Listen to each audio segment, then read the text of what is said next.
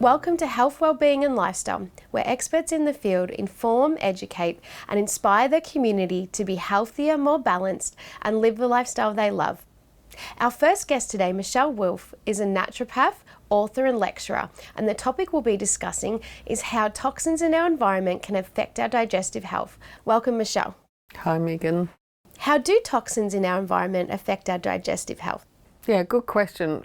Well, nowadays we've got over 84,000 registered chemicals that weren't there over 100 years ago. So we're having to deal and adapt to that as human beings.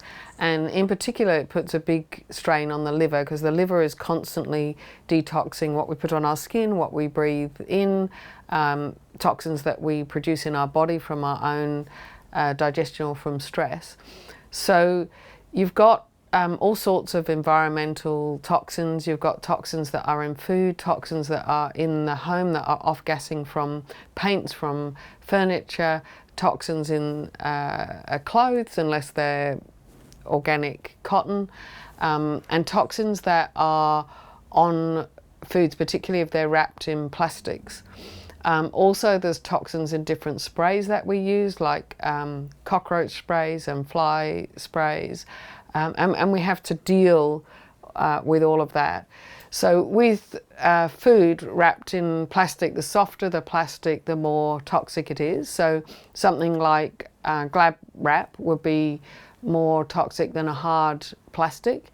And when it's warm or heated, then that becomes more toxic. So if you've got a water bottle in a plastic container on your front seat and it's a 35-degree day, then the phthalates from that plastic will go into the water and that disrupts the hormonal system. The liver has to try and detox that, and that puts pressure on the digestion. In food, we used to have a whole food diet without food additives and preservatives and so on, and now the food industry has developed food that lasts a long time, that never goes off on the food shelves. Well, that has an impact on the system as well, because it's foreign to the body and the liver has to detox that. And then the everyday things we do in our lifestyle, from getting up in the morning to going to bed, we can use a whole range of toxic products in the home. So makeup, deodorant, toothpaste, hairsprays, and cleaning products. So what you've got under your kitchen sink or in your bathroom cabinet is not necessarily healthy. When you buy new furniture or you use commercial paint, that's often off-gassing for a period of time and we're breathing that in. When you get a new car, I've recently got a new car, and in order to help get rid of the toxins, had to heat the car up and use carbon filters in the car. So, you know, unfortunately, a lot of things are not made with natural fibres. We don't have a lot of natural wood products now for furniture, and clothing isn't natural, and where we live we're breathing it in. In the home there can sometimes be things like mould that can really affect people. So once you've got mould in the home and it's visible, there are a whole lot of spores in the air that you're actually breathing in that's very harmful to the health. So that can be harmful to the digestive health, but also overall health and for the brain, and you can get symptoms of chronic fatigue and so on. And sometimes people get repeated chest infections or asthma from mould. So those are a few examples of toxins that just are an added burden, in particular to the liver. The kidneys and the skin and the lungs are all, and your bowel are all organs that eliminate toxins, so you want to be able to free them up as much as possible. That's really good information, Michèle. How can we avoid toxic products in our home?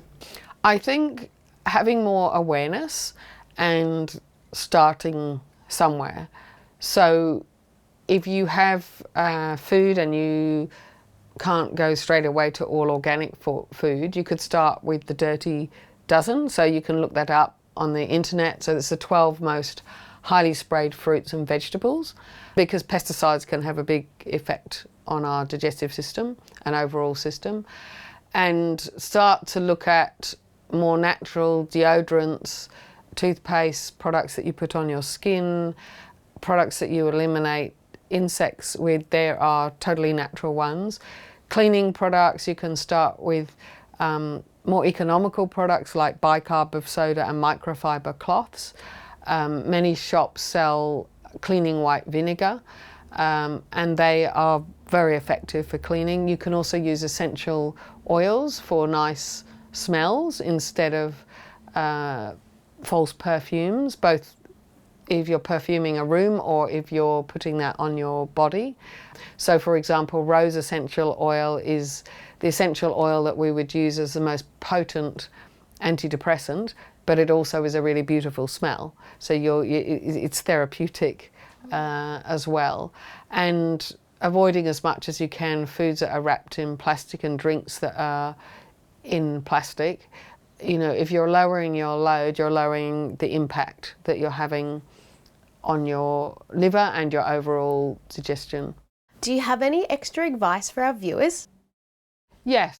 So those things that I mentioned, also if you want to look into it more deeply, there are various air filters available so that you can keep the air quality in your house really good. In particular, if you're living near a busy road, or if you've got furniture that's off-gassing, or you've recently painted your house, to be extra careful if you're planning to get pregnant, because it's been diagnosed in the cord blood of newborn babies, a huge amount of toxins that they've got when life has only just started. And to consult someone like myself or another naturopath to build that awareness so that you can keep taking steps to avoid those chemicals. Thanks, Michèle. If you'd like to know more about how toxins in our environment affect our digestive system and Michèle Wolff, please go to her webpage on our website, healthwellbeingandlifestyle.com.au. And after the break, we have another interesting guest with another interesting topic. Stay tuned. After the break, Sue Williams, Doctor of Quantum Counselling and Clinical Hypnotherapist, will be talking about, can hypnotherapy really boost athletes and everyone's performance and general well-being?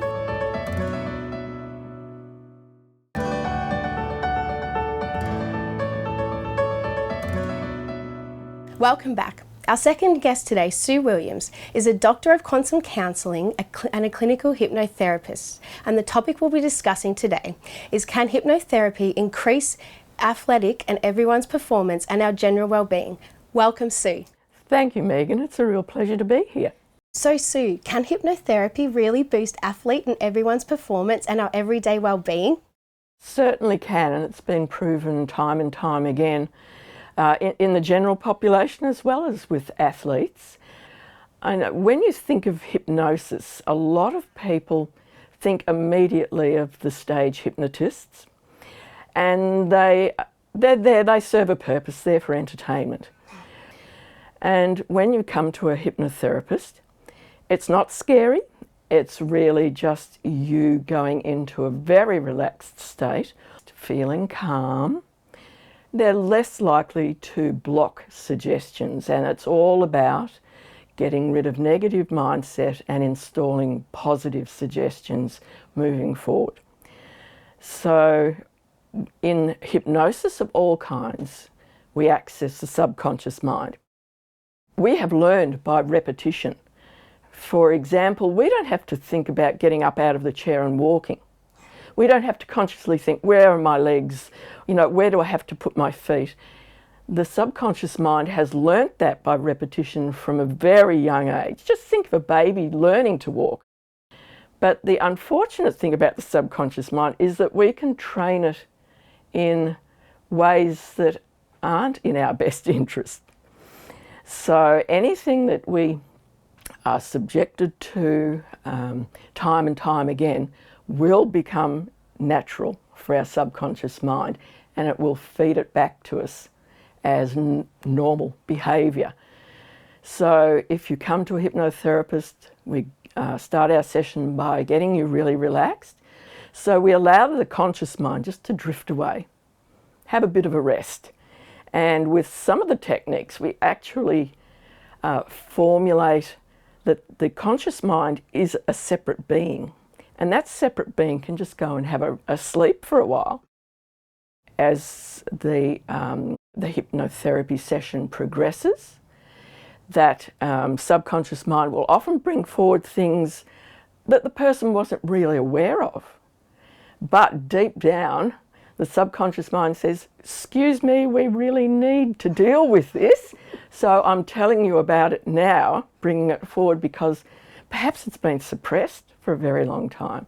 It's something that the person hasn't wanted to re-experience. So that's what we do. We bypass the analytical conscious mind, which is this frontal part of the brain where the thoughts and that sort of thing are created. We go down to the subconscious mind and then we can find what the problems are, convince the subconscious mind that it can change, and change is a huge issue with everyone. And you really need to be in that mindset of wanting to change before the hypnotherapy will be effective.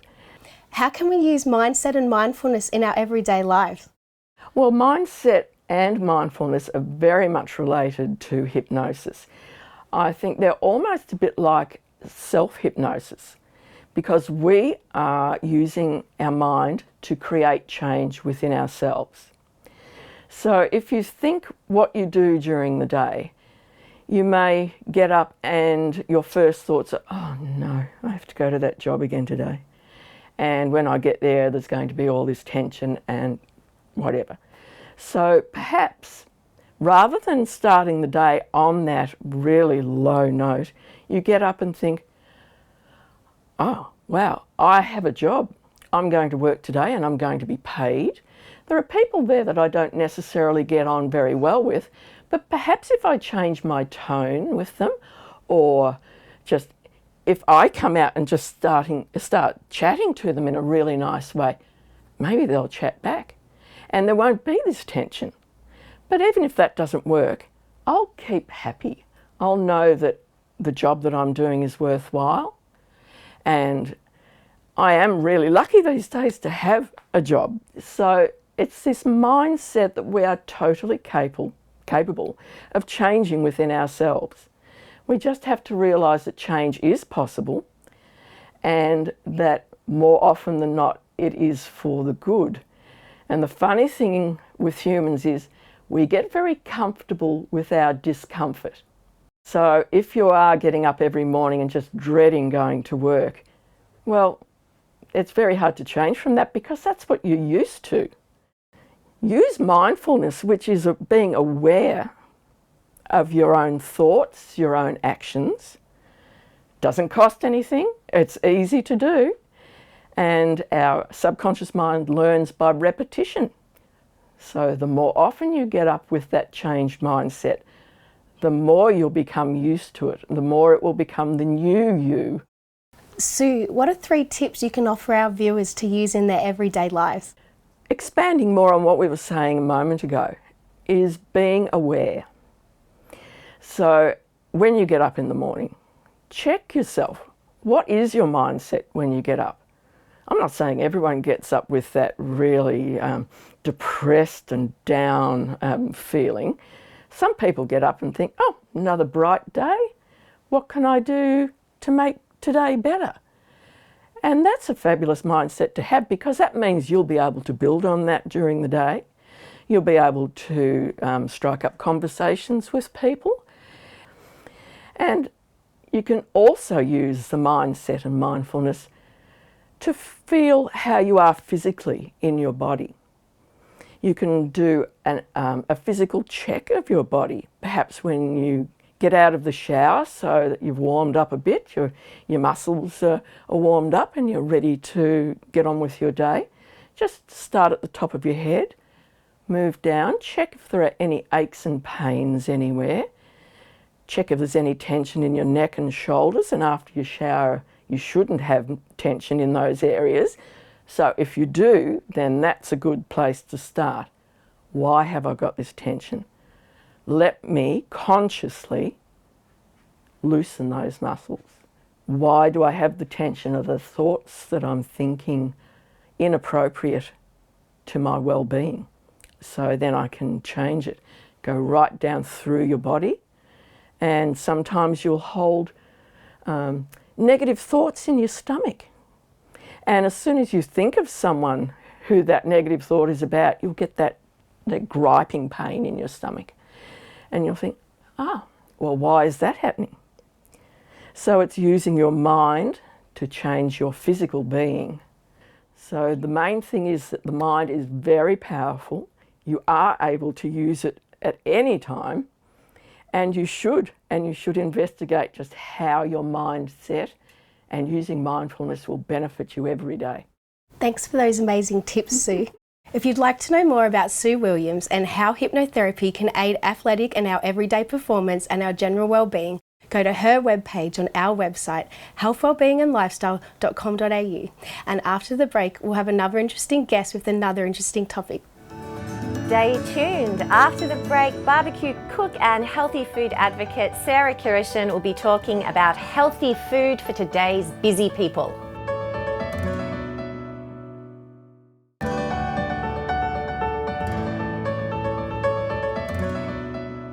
Welcome back to Health, Wellbeing and Lifestyle. We are here again with Sarah Kiryshin, barbecue cook and healthy food advocate, continuing our discussion about healthy food for today's busy people. And Sarah, this looks like you've brought a party into the studio and I can't wait to hear more about it. It looks so delicious. Amazing. Well, this is my favorite, my go-to, my crowd pleaser. When I am doing a barbecue, this is what I get out every single time. It is, I know I go on a lot about making sure that barbecue is always easy, but in this case, it is so quick and so easy, and I've never met someone that doesn't enjoy it. It is just delicious. Please explain what we have here. Okay, so what we have is, I'll talk about these amazing little triangles here. So we've got lamb mince in pita bread in its simplest form. However, me being me, I always like to bam up my meals a little bit. So with the lamb mince, what I do is I pop in some tomatoes, some onion, some Mediterranean and Middle Eastern spices, such as sumac, Aleppo peppers. They can be a little hard to get hold of, but we can pop in a few other inspired herbs and spices. So a bit of paprika is amazing in there, some parsley, some garlic. Mince it up, smear it in a pita bread and pop it on the barbecue. It is sublime every single time. Do you cook the mince before you put it in the pita bread? No. So you'd be surprised. It can be a little bit surprising when you do cook it because it cooks so easily. You just kind of get one large pita bread, smear half of it with the raw lamb mince mixture, fold the pita bread over, straight on a barbecue with a bit of oil. Yum. So good. Next to the lamb pitas, we have smashed potatoes. These are, again, a crowd pleaser. They're delicious, and I am a little bit sneaky with this dish. You can exclude it, but I like to baste mine in some butter, and I put a bit of paprika in the butter as well. So it infuses through the potatoes as they're cooking. Just continue to gently baste them with a little bit of that butter. If you want to get really fancy, you can get a few stalks of rosemary and use that to baste the potatoes, and it adds even more flavour again. So the absolute best combination to have with this dish is my loaded yoghurt. Then I bam it up with some of my secret ingredients. So let me talk you through what we have. Now, lemon. Very simple, very straightforward. The acidity helps cut through any fats or any, umami flavours for the barbecue, and it complements everything perfectly. We'll pop that there. So my secret ingredient, people always ask me how I manage to get so much flavour into the food that I cook. Often I use preserved lemons. They're salty, they're super powerful in flavour, and they just make every dish so much more delicious. So I pop in the preserved lemons. I've got some grated garlic here because, hello, garlic makes everything taste better. Then what I have, this is a combination of 3 herbs. Use whatever's handy. This is mint, parsley and oregano. Dill works absolutely spectacularly in this dish as well. You know what? I love it being super herby, so I'm going to put all of those herbs in. And they will soften and they will infuse the flavour of the yoghurt as the days go by. So definitely one to keep in the fridge because it only gets better with time. And then 2 other ingredients. You can actually add quite a few ingredients to this yoghurt. This is kind of in its most simplest form. I'm also going to add in some sumac. So sumac is like a Middle Eastern berry. And so they dry it out and they grind it up. And I've also just got some salt in there because, again, everything tastes a lot better when we add a bit of salt, doesn't it? And you pretty much add in a little bit of olive oil and mix it around. The longer you leave it, the better, because the flavours will infuse even more. But I'm sure you are going to try this and I'm sure you're going to say it tastes amazing just the way it is. But obviously, as you leave it, it'll just keep getting better. So once you've made your yoghurt, grab a pita bread, pop a bit of yogurt on there, straight down the hatch. It's amazing. Would you be able to share with us your best entertaining Barbie tips? Okay, so there's so many ways that you can enjoy a barbecue even more when you are entertaining. So for example, with these pitas, you can even get people to make their own if you want. Say, here's a pita bread, pop a bit of mince on there, fold it over and chuck it on the barbie. Otherwise, because it's done so quickly, we've got our friends together, we've got food kind of going on and coming off the barbecue, and it becomes quite a communal situation. And people just, trust me, whenever I do these pitas, people always keep kind of strategically coming back to check in if there's any more. But in terms of you cooking it on the barbecue, it's a social thing, it's an active thing. It gets you outside, and as we know, cooking on the barbecue tastes better. So always make sure that you've got your Barbie nice and hot when you're going to put food on there. I always use charcoal. I prefer charcoal cooking. The flavour and the heat distribution is far better. And it seems daunting, but it really is not. It is a very straightforward process. It's almost as simple as lighting a gas barbecue, honestly. You just put charcoal in a barbecue or a pit or whatever you can find that's safe. You use firelighters and put them in amongst the charcoal. I always use natural firelighters when I am cooking with food or using the fire for cooking with food, because it doesn't taint the taste of the food either. So it's a much better option for you. And then once it's ignited, once the charcoal is white and glowing red, you know you're good to cook. And you will infuse the most incredible flavours into your food every single time. Well, thank you so much again, Sarah. Yeah, I'm looking forward to trying this myself, so I'm excited. My pleasure. If you'd like to learn more about Sarah Kiryshin and healthy food for today's busy people, please visit her webpage on our website at healthwellbeingandlifestyle.com.au. And that's all for today, and we'll see you next week. If you'd like to know more about our show, please like our Facebook page and subscribe to our YouTube channel.